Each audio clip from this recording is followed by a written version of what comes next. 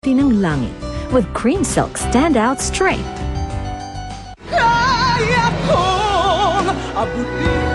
Nancy wants to prove you wrong. Gusto niya ipa-DNA testing kayo ni Natalie. Hindi ba tinanong mo ako bakit nawala ang eyes ng tatay mo? Ang Auntie Clarissa mo ang gumawa nun. Siya may kasalanan kung bakit nabulag ang tatay mo. Kung mapatunayan ko ba na anak ko si Natalie, ibabalik man nila sa akin ang bata. Bumababa pa rin ang sales natin habang yung ibang brands pumipick up na. At si Victoria, sabi niya tutulungan niya tayo pero hanggang ngayon wala pang nangyayari. Si Jerome may kasalanan. Siya ang umiipit sa atin dahil susulsul ng asawa niya. She thinks we have her daughter.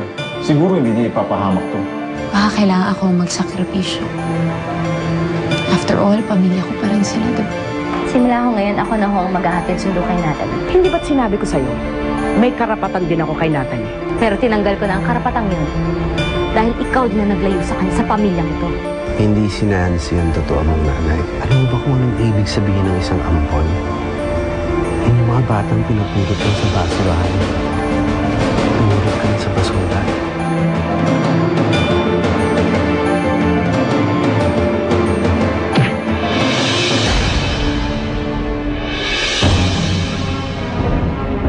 Ay, naku! Kanina lang wala din na rin!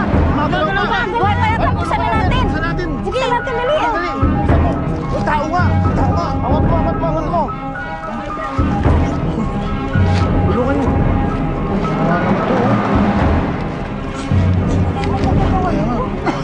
Ano, tulungan natin. Sir, okay ka lang, sir?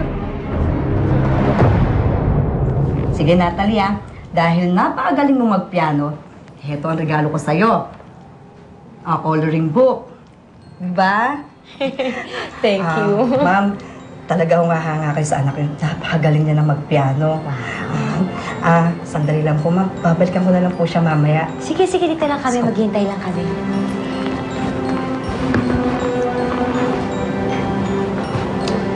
Bakit malungkot pa rin ang baby ko?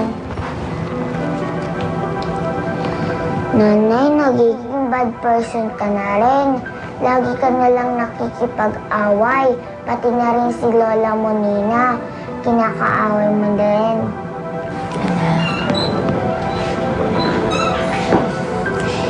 Hindi naman bad person ang nanay. Pinaprotektahan lang naman kita eh. Alam mo kasi minsan kailangan maging matapang ng nanay. Kasi ayoko malayo sa'yo. Nanay, di naman po ako malalayo sa'yo eh. Tsaka di na po ako sasama sa strangers. Halika na. Gawin natin itong homework mo.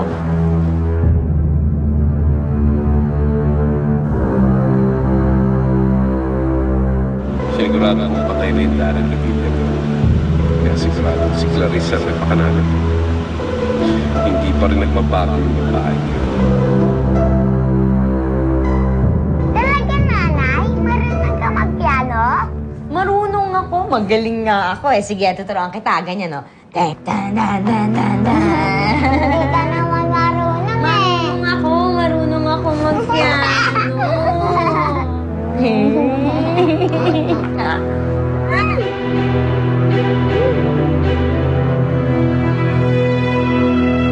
Nanay, sino pang tinitignan nyo? Wala na. Nanay, taas niyo po kamay nyo. Bakit? Basta. Bakit? Ayoko, wag mo akong kilitin. Halika.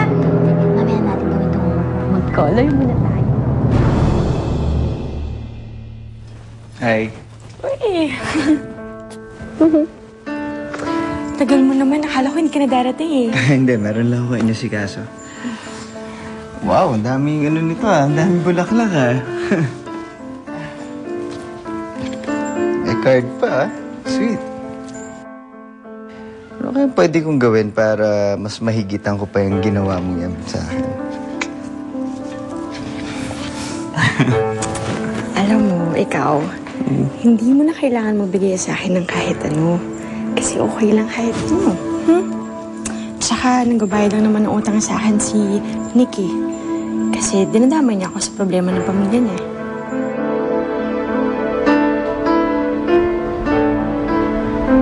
Tay? results ng DNA test ni Natalie at ni Clarissa.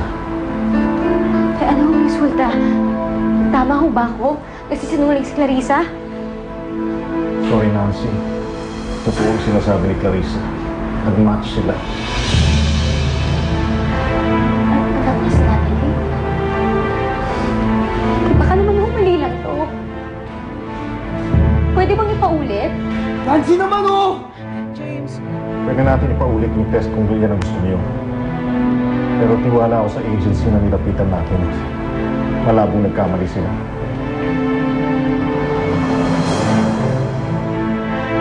Problema? Issue yun eh. Anong issue yun? Ewan ko nga sa kanya eh. Pero alam mo masyadong surreal yung nangyayari sa kanya. Imagine mo na lang to ah. Nalaman niya kasi na yung batang inampon ng pamilya nila, anak nung mortal niyang kaaway. Diba? It's really strange. Bakit? Sino raw ba yung mortal na kaaway ng boyfriend mo? Si Clarissa Recto, yung asawa ng ex-major owner ng Oriental Bank.